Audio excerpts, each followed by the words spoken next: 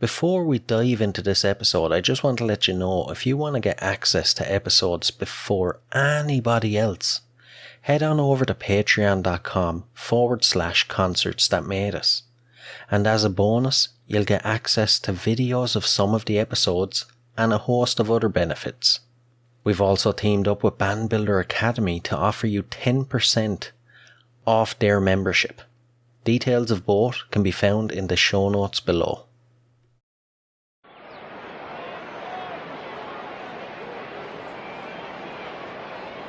Is everybody in?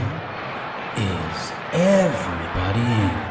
The show is about to begin.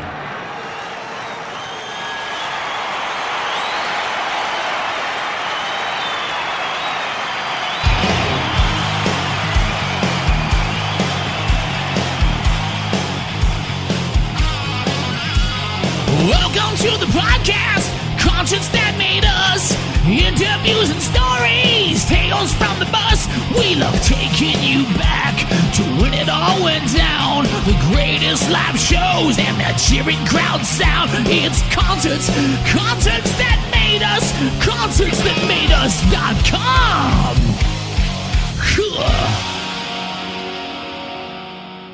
Here's Johnny again, and you're listening to Concerts That Made Us. I forgot to say Ruff Majik, but whatever, you get the point. I'm stealing happiness from next week. Knocking back down full speed. I can't swallow my pride. I choke. Are you rolling? And I'm the doubt.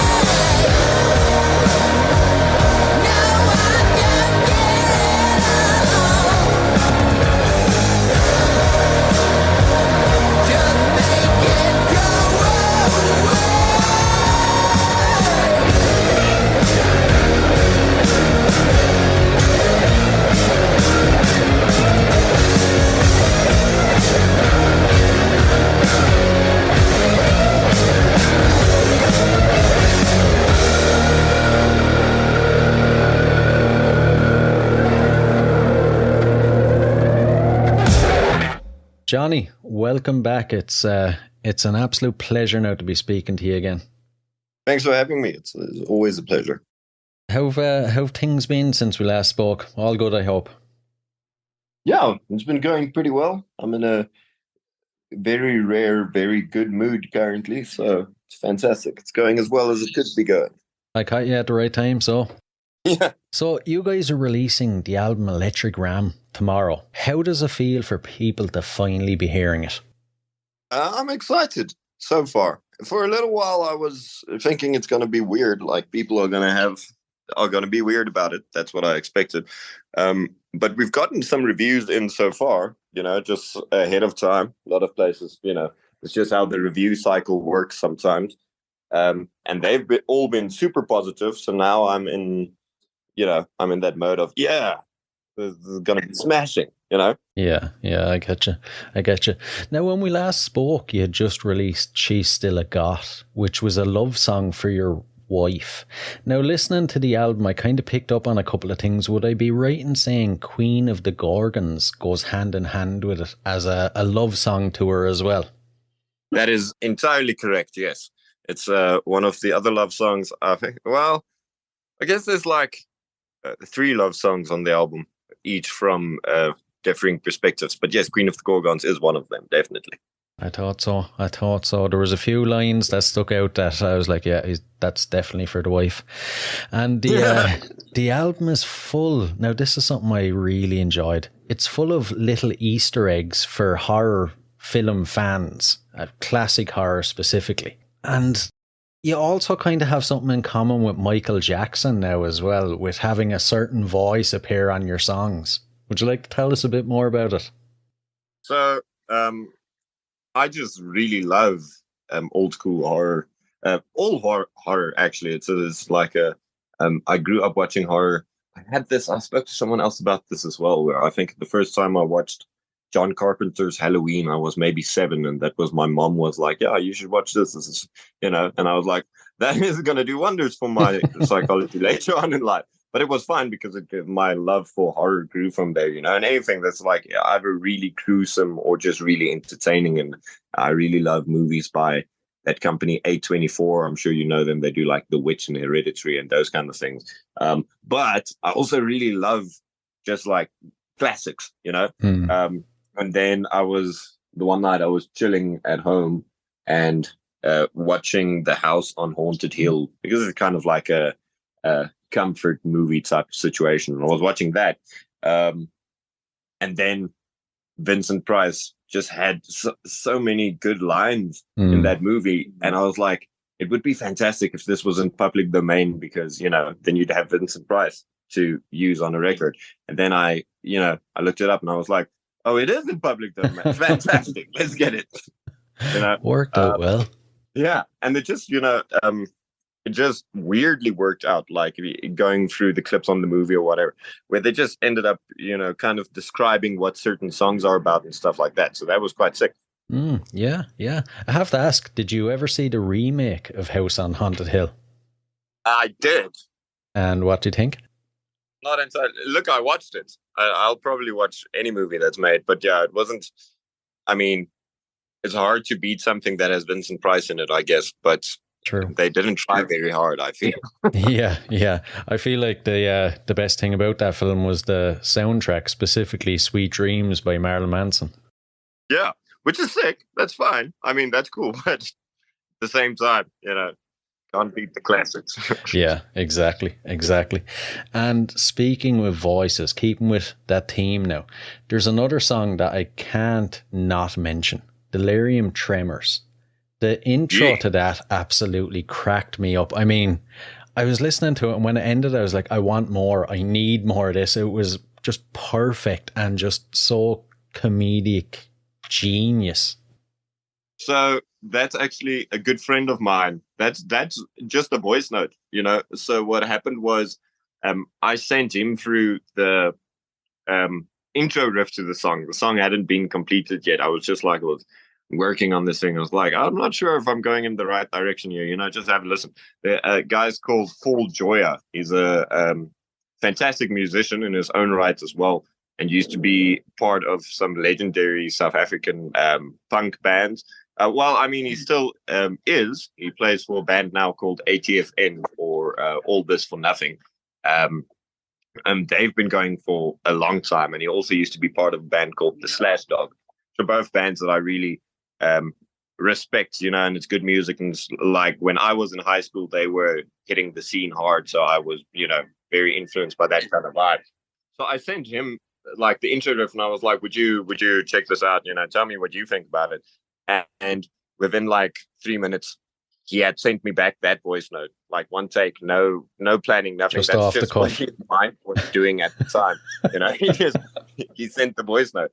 And I probably spent a good 3 weeks laughing at that voice note myself. And then in the end, I was like, no, it has to become part of the album. That's crazy, especially that it wasn't planned or anything. I take it he didn't even Not planned at know. all. That was just off the top of his head. But also, that's the kind of guy he is. He's one of the funniest people I know, and very adept at doing hilarious skits. So yeah, that's how it went down. Yeah, I take it he's not like some 70-year-old British aristocrat or anything like he sounds in the voice note. No, not at all. He's like a Italian South African, So Complete opposite. yeah. I've been listening to it now ever since Warren sent it over to me, and I've been trying my hardest to pick out my favourite tracks. And, I'll settle on one, I'll be like, this is it. This has to be my favourite. Then the next one just blows me away even harder, and it almost feels like a frantic kind of journey. One song is kind of up, the next song is down a bit, and it has pretty dark imagery as well, but at the same time, it makes you feel good when you're listening to it, which is kind of a contradiction. But where did the inspiration for it come from? Well, it's a dark story, but, it's easy enough to explain. So the inspiration was that I had a mental breakdown, like 100%. And I had to go to a facility for a little while to get me sorted out. Yeah. And it was happening as we were working on the album, and recording towards it and making it happen. And there weren't lyrics for it yet. We only had music for a lot of songs. Some songs didn't even have music yet. I guess it became like a character sketch of like my own mental problems, and also all of the other people I met when I was in the mental health facility, which is, I'm trying my best not to say loony bin, but I feel like I'm allowed to, but I don't want to. You probably are. Yeah, but I don't want to, cheapen it in that way, I guess. But yeah, so I met some interesting folks who had, it was a massive range of different problems and things going on with people. And I was also sort of going through the motions. So a lot of it was character sketches of other people, but then, listening back to it or writing it, I realized, there's some similarities, or I'm writing from my own perspective and adding some of what's happening to me as well. So I guess that's kind of how it went down. It was inspired by something essentially really dark, but that's why it goes up and down, because, that's the nature of mental health. Sometimes everything's fantastic, and other days it's absolutely horrible, and that's how it works. Jeez. And was there any doubt about the album or even about the band while you were inside? For a little bit, yeah. So we released The Devil's Cattle in 2020. And the plan was to release a follow-up album with music and everything exactly a year later in 2021. So now we're in 2023. Obviously, some time had passed and a lot of things had happened. So there was a little bit in between where things weren't sitting entirely right. And there was, a lot of infighting between us and the band as well, which is not like everyone that's contributed and is part of the band or was part of the band or whatever. We're all mates again now. But for a little while, people were a bit fed up, which is understandable. I don't know if you've ever dealt with somebody who's completely lost their mind, but it's not a fun time. I wouldn't think so, no. Yeah, but we're all good now. Stronger as a unit, everything's working fine. But I'd say there was a little bit of doubt for a little while. Everyone was a bit concerned that, that's it. But yeah, we came out on the other side. Yeah. And, obviously with something like that, your own personal thought process wouldn't be what it should be. What sort of thoughts were you having about the music then, the album, or was that even on your mind during that time? It's always on my mind. There was a lot of, it's a weird combination of things. And again, like I said, I think that's the nature of, mental crisis. Some of the times I would be listening to a song and I'd be like, this is a goddamn hit. We're going to become billionaires, and then the next day I listen to it back and I'm like, I fucking hate this. This is the worst thing I've ever made. We should fucking throw it in the trash. So there's a constant cycle of that was happening. Honestly, up until maybe 4 months ago, I was still in the motion of like, should we put this out? I don't know. Maybe we shouldn't. luckily, everyone who helped, everybody who was working on the album convinced me that, no, we definitely need to put out a album. So let's work towards it. It's a weird thing. Because you can't be objective when you're in that mental state. You just have no clue of what's going on technically. So, but luckily, I have a strong team behind me in terms of like band members and the guys from the label, like Warren, and my wife. So they just helped guide it to completion and to the right direction. Yeah, and there's another thing as well I was wanting to talk about was there's a lot of fun, weird sounds, specifically the track, A Song About Drugs. I picked up on that. Maybe it's just me, maybe I'm hearing it funny or something, but it's almost like you're listening to something in reverse in the background of the song. How and where do you come up with the ideas for all these weird little sounds that you wouldn't normally hear in songs? There was I think a lot of that was also due to being a bit weird at the time. But there's just a bunch of stuff that I wanted to hear, and specific stuff like I had this conversation with someone else as well. In Delirium Tremors, there's a really annoying triangle. Right. Why is that triangle there? And I'm like, no, it's supposed to be there because it's a song about delirium. You have to feel like you're going mad a little bit, So it's that kind of thing. And the same thing with a song about drugs is it felt incomplete if there wasn't something weird happening in the background. So you kind of feel like you're tripping a bit, Not entirely. The whole time, it's just slightly unsettling, I think. And there is a weird reversed thing in the background, but I won't say what it is. Right. It's up to the listeners to try to figure it out. So yeah, I don't think anyone will be able to, but it's just gonna, it's gonna be a fun Easter egg forever.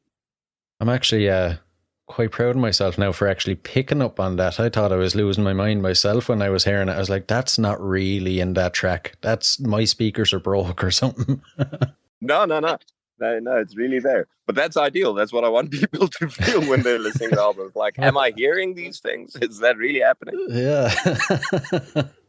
And, the last time we spoke, you said that you were already working on the new music. How are you approaching that then now, since everything that happened with this album? You're obviously better now. Is the approach much different? Yeah, well, I mean, it's probably not going to be as intently about mental health issues this time around. But so far, we're just on the music right now, not going into lyrical and whatnot. And it's been a really fun process with the guys in the band. We've got like 3 tracks, actually mostly completed at this point, just with no vocals on them.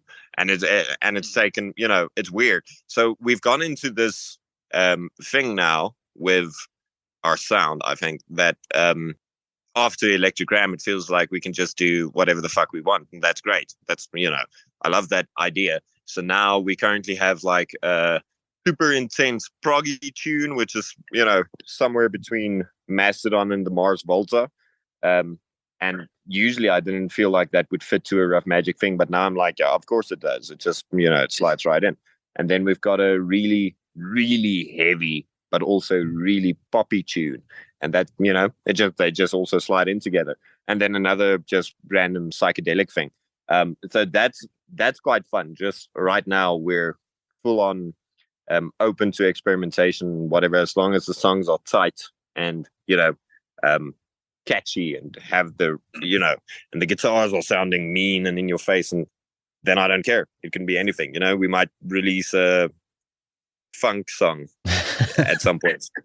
I'd be keen. We'll see how it goes. But yeah, so that's kind of what's happening. I'm not sure what it's going to be yet. We might just release a couple of singles. We might be going into recording a new full album. Might be EPs. Not sure. But there's no rules at the moment. It's just creating right now, which is quite fun. That's one thing I love about you guys as well, is that, you can, there's almost like an expected weirdness with you guys. Like, you could release an album that each song is a completely different genre, and I'm sure people would love it. Like you could start off with like stoner rock and end with like classical symphonies, and people would still be like, oh yes, this is Ruff Majik, you know what I mean? Fantastic. That's what we were aiming for. We've been going in that direction for a while. It didn't start out that way, I guess, because we were always kind of like when we just started, it was kind of garagey doom, and then it became more stoner in a while. It just changed over time. But initially, me and Jimmy, the bassist, when we created the band, we set out to just be, not to be weird, but to just do what we want, And I think we kind of, for a little while, we got stuck in our own heads about what we're supposed to be doing. We didn't experiment as much as we wanted to experiment. And now it feels like the floodgates are open again. We can just, go ham and destroy, So I don't know. Maybe we'll release like a Mr. Bungle album. Who knows? But it might happen. Yeah, it's none that surprised me anyway. And from August this year as well, you're embarking on a European tour, another European tour, playing festivals such as Blue Moon Festival. I'm going to destroy the name of this one. Trafo Station 61 Festival and Rifffields. Did I destroy it? No. That all felt correct. That's how I would pronounce them as well. I haven't had to pronounce them live yet. So you better start Googling how to do it. And last time you were on, you told us about the shenanigans you had to pull to get your first European tour. What sort of stuff did you have to do to land this one?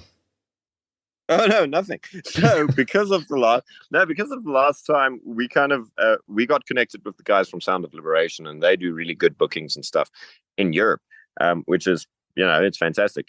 And they saw us just running around being crazy, hustling, doing tours by train and lying about being on festival lineups and then getting those festival lineups.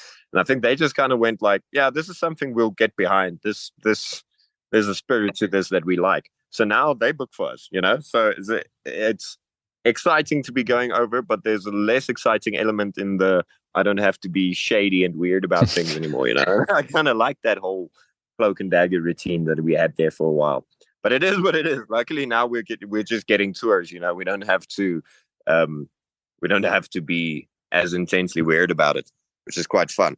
And we haven't announced everything yet. We've got some things out, that we've announced, like those 3 festivals and one show that we're doing with Acid King in the Netherlands. But there's a lot more coming, like, because we're both mostly going to be on the road for August. We just haven't announced yet because, it didn't feel like the right time. I don't know why. So some festivals announce earlier, some don't. So eventually we'll just release the whole thing. And actually, we're going to be back in October as well. Right, you're coming back later in the year. Jeez. Yeah, so we're doing August and October. We'll have like mid-October, mid-November, around there. So we'll have like a month and a half gap back home, and then we're over again. And hopefully in October we'll be able to get our feet in the UK as well. Oh man, that's going to be great. I was just going to ask, what countries are you planning on or hoping to hit? I really want to get to the UK this year. It's definitely on our list to get to. But obviously, we'll do all the we'll do standards that we have done before. So we'll do Netherlands, Germany, we'll do Poland, we'll do probably Austria. Most likely, it seems like this time around we'll be hitting Portugal and Spain, Italy as well. We've never done Spain or Italy, but we've been in Portugal beforehand. Yeah, so there's going to be a couple. It also seems like this year will be the first time we are able to get to some of the Scandinavian countries, which I'm really excited for, because we've never been that far up north, and I have no idea what the crowds are like there, but I'm really keen to get into it. I'd imagine wear something warm. The weather will be a bit of a shock. That is true. Yeah, I don't think our South African constitutions are used to that type of cold, but we'll give it a shot. We'll see what we can do. Yeah. And the other one that I kind of found a bit weird was Poland. It's not exactly the top of the list when you're thinking of rock music or rock concerts. What's it like over there? You'd be surprised, my man. We only ever did one show in Poland and it was absolutely crazy. We nearly died because of like straight up vodka poisoning, but we had a really good time. and then we, you know, we built up like a, let's say we built up like a small little fan base there that I think that come if we play a show, they'll pitch up. So that's kind of what we're banking on right now. But the show we played was really cool. Initially, it was called Smoke Over Warsaw.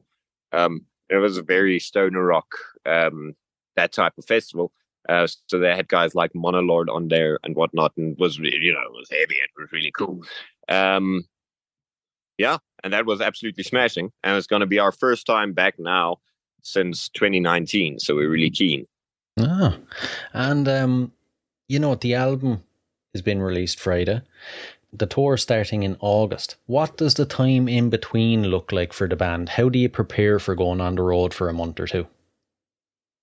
We've got one biggish show in Pretoria in South Africa before we head over, and the rest of the time is literally being spent on making sure all the live versions of the songs are as tight and powerful as they can possibly be. And then also we're trying to standardize and make things easier for the travel, make sure we, in terms of like traveling with pedals and all the kind of shit we need, that we have the bare minimum that covers all of the sounds that we need to do. So it's basically a couple of months of prepping before we head over.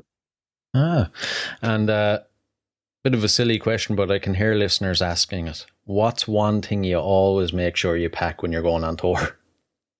That is a question I've heard before as well. And I've heard many answers to it. I'm not entirely sure what my go-to is. I try to pack enough socks. Right. I think that's like my big one, because shoes get mank on the road, That's like the biggest one for me, is make sure you've got enough clean socks, so you don't have to stink up the band with your feet. But I don't really know. I don't have anything specific that I always think to bring along. It's mostly the socks, I guess. But if you ask anyone else in the band, they'll probably have some other opinions. I don't know. It's just socks for me. I'm sorry. That's a horrible answer. You're the practical one, so. Yeah. It would seem so. Yeah. What's the, I suppose it's probably early days, but what's the set list going to look like for these shows? Is it going to be like a playthrough of the album, or are you going to throw some older hits in? No, so the thing is, because of COVID, we never had a chance to tour The Devil's Cattle. So we're heading in with probably, we're looking at 2 to 3 like super sets. What we're calling them. Sorry, my hair's looking like a fucking mushroom today. I think it's because of the wind. Usually it just hangs to the side, but now it's going like, I kind of look like, I don't know. Anyway, so super sets, right? Which would be, each one would be a mixture of The Devil's Cattle and Elektrik Ram, with some old tunes mixed in from the other albums, but not so many. And then even some of the newer ones we're recording now, to kind of go test them out live as well. Jesus, you know what? Even if like the ticket prices are astronomical, for that it's worth it. You'd actually pay anything just to see that. You're getting some treat as a fan. Yeah. So the thing is, though, I mean, not all sets are equally long. So some shows will. That's what we're going to jump around between the sets. We're going on tour with 30 songs. A 30-song run through that we'll have for tour. So if you do the math on that, it's Elektrik Ram's 11 songs, and then about Devil's Cattle is 13. So you're still left with 6 songs that might be old or might be new, that we'll add in. But obviously they'll change per night. So if you're watching us tonight in one town and we're playing tomorrow night the next town over, it won't be the same set, Unless somebody books us to play for 2.5 hours, then you'll see all of the songs in one go. Right. And any favourites of your own that you're looking forward to playing out live that you've picked already?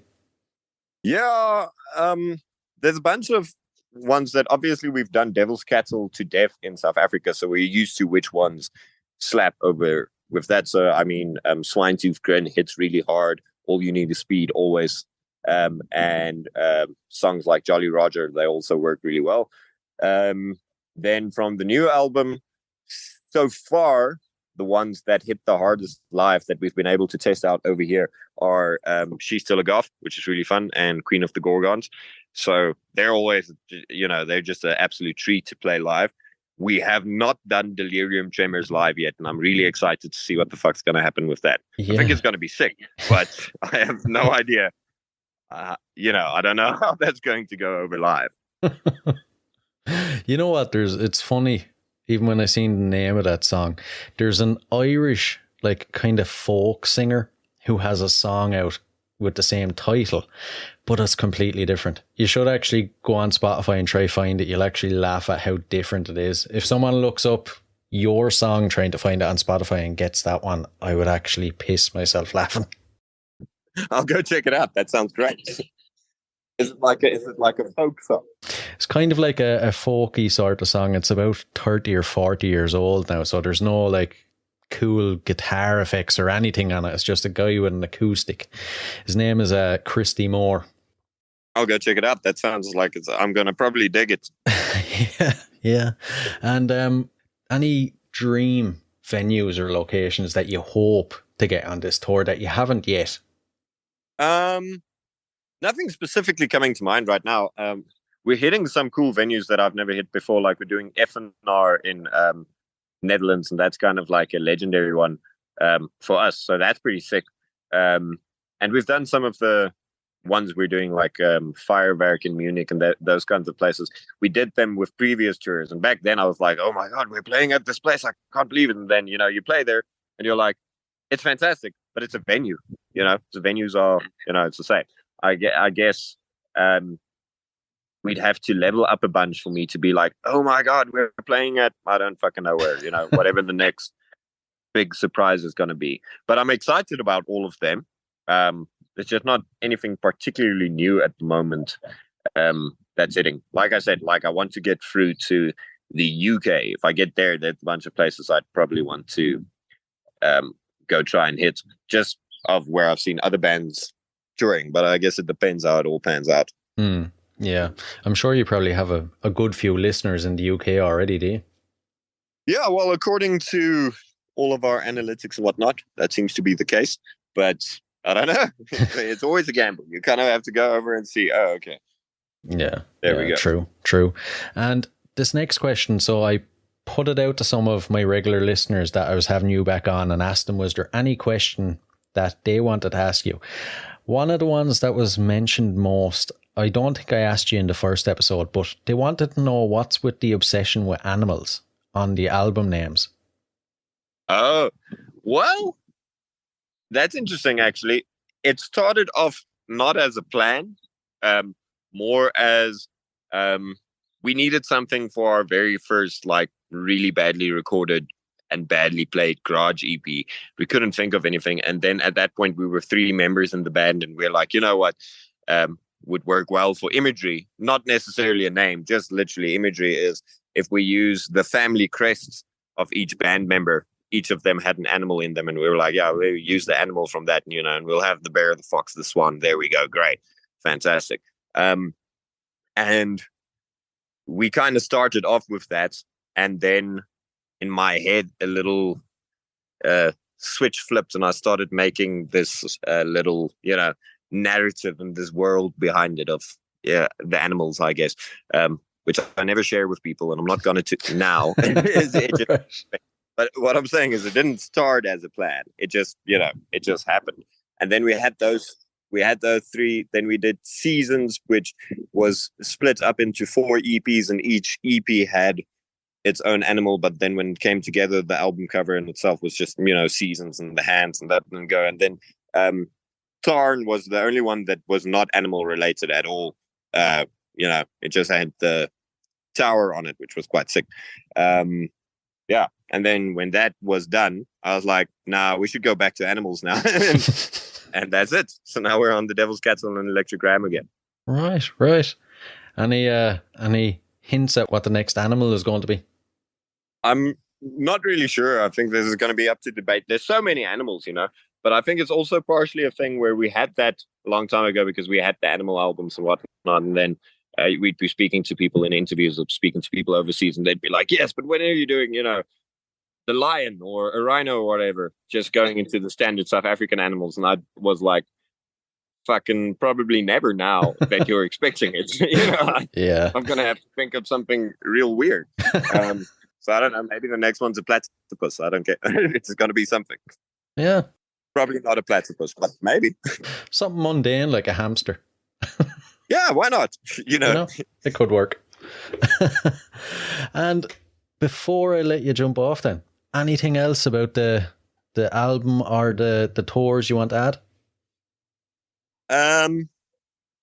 No, nothing specifically. I guess it's just keen for people to hear it right now, and I guess keep an eye out for tour news because there is more coming. So if you see something close by, pull in. But other than that, just I hope people enjoy what they're listening to. Brilliant. And I suppose the best place to find out about tickets and everything is on your socials. Yeah, socials. Most likely you're going to have to go through Instagram or Facebook. We're still trying to figure out how to do TikTok. I guess we'll figure it out at some point. But yeah, Facebook and Instagram, those are the places you'll find out about the stuff. And yeah, and Spotify as well. We'll list, in the artist page, we'll list the dates as they come up and whatnot. Perfect. And you also got your Facebook page back, didn't you? We did, yeah. Finally. It was a long fight, but we got it back. Brilliant. Well, Johni, listen, thanks for coming on again, and congratulations on an absolute banger of an album. And hopefully, I mean it now, hopefully I'll be able to jump to one of the cities that you're playing. That would be rad. It would be so cool to meet in person. But yeah, thanks for having me again. It's always fun to have a chat. And yeah, hopefully soon we'll be able to do it over a beer.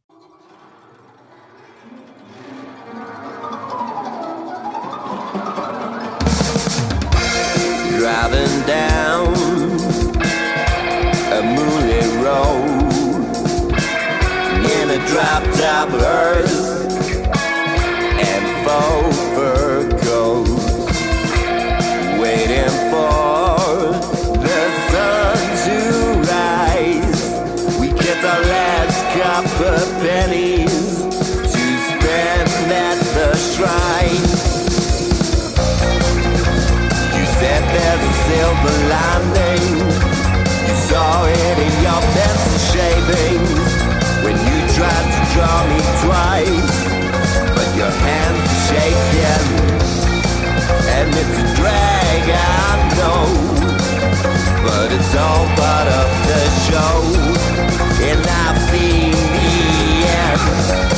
It just fades out slow.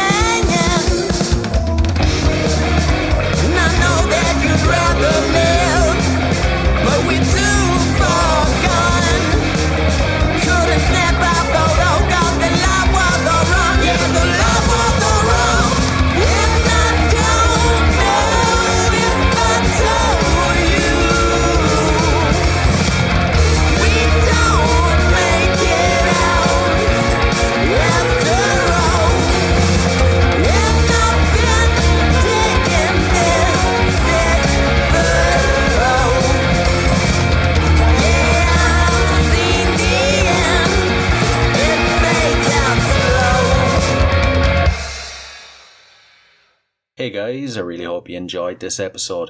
If you did, please rate and review us on iTunes and Spotify. And if you're interested in signing up to Band Builder Academy, use the link in the show notes below and enter the code CONCERTS and you'll receive 10% off. So, until next time, keep rocking.